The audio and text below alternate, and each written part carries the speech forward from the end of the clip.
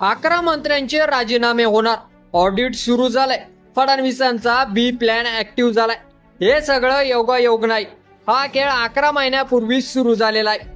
आज या व्हिडिओत आपण पाहणार आहोत या खेळामागचं गुजरात मॉडेल काय आहे, कोणत्या मंत्र्यांची पुढची डळमळते आणि सगळ्यात मोठा प्रश्न म्हणजे फडणवीस अखेर कोणाला चेकमेट करणार।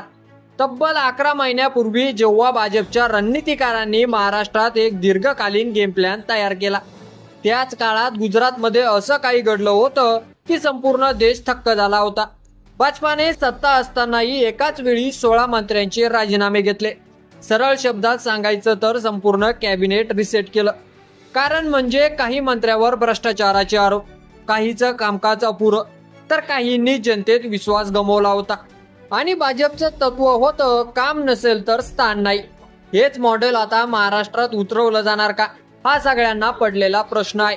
मात्र आता महाराष्ट्रात हालचाली वाढलेल्या आहेत। गुजरात मॉडेलचं भूत आता महाराष्ट्राच्या सत्तेवर फिरतंय। मुख्यमंत्री देवेंद्र फडणवीस 5 डिसेंबरला आपल्या सरकारचं 1 वर्ष पूर्ण करणार आहेत आणि त्या निमित्ताने त्यांनी दिलेले आहेत ऑडिटचे आदेश। याचा अर्थ सरळ, प्रत्येक मंत्र्याचं कामकाज तपासलं जाणार। ज्याचा रिपोर्ट कार्ड रेड झोन मध्ये येईल, त्याचं नाव यादीत असेल, त्या मंत्र्याचे वांदे होणार। विशेषतः करून शिंदे गट आणि अजित पवार गटातील मंत्र्यांमध्ये अस्वस्थता वाढलेली आहे। 3 नाव सध्या चर्चेत आहेत। Number 1 Yogesh Kadam, dance bar आणि बेकायदेशीर शिरवाळू व्यापार प्रकरण।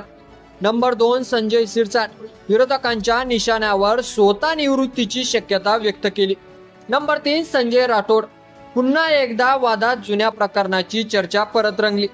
याशिवाय प्रकाश सोळंके आणि छगन भुजबळ यांच्या अलीकडच्या वक्तव्यांनी राजकीय नेतृत्वाचे संकेत दिलेले आहेत। त्यानंतर माणिकराव कोकाटे, ते सुद्धा वादाच्या बावऱ्यात अडकलेले आहेत। भाजपचा बी प्लॅन, आता इथेच आहे मूळ गेम। सत्तेत असताना कोणावर आरोप होतील, फाईल बाहेर येतील, प्रायव्हेट व्हिडिओ लीक होतील, हे सगळं नुसतं नशिबाने होतं का, की कोणीतरी फिल्डिंग लावली? राजकीय विश्लेषक म्हणतात हा सगळा खेळ भाजपाचा बी प्लॅन आहे। म्हणजेच 1 वर्षानंतर काही मंत्र्यांना बाहेर काढून नव्या चेहऱ्यांना संधी देण्यासाठी आणि भ्रष्टाचाराविरोधी प्रतिमा निर्माण करण्यासाठी भाजप आधीच तयारी करतंय।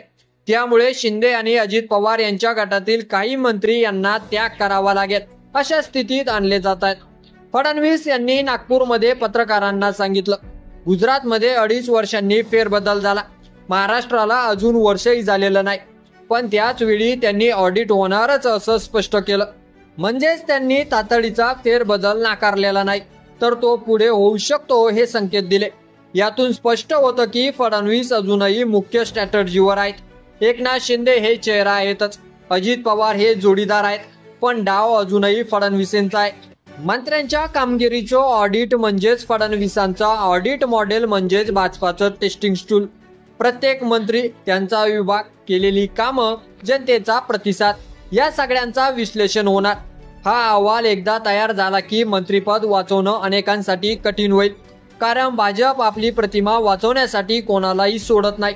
ते मग शिंदे गटाचे असोत की अजित पवारांचे।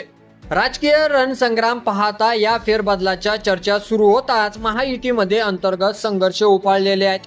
ठाण्यात गणेश नाईक आणि एकनाथ शिंदे आमने सामने आहेत।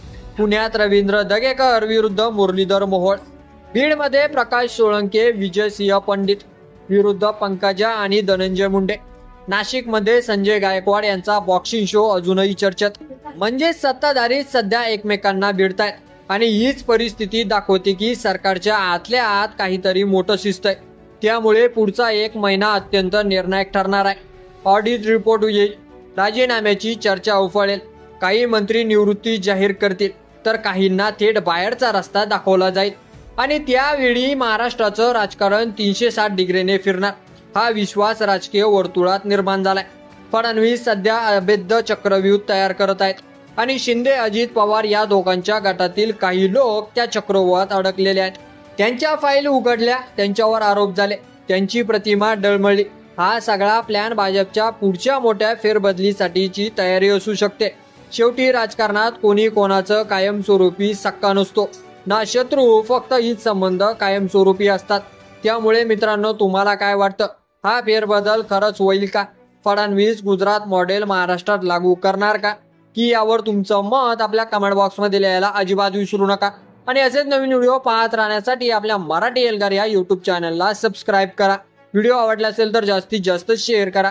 धन्यवाद.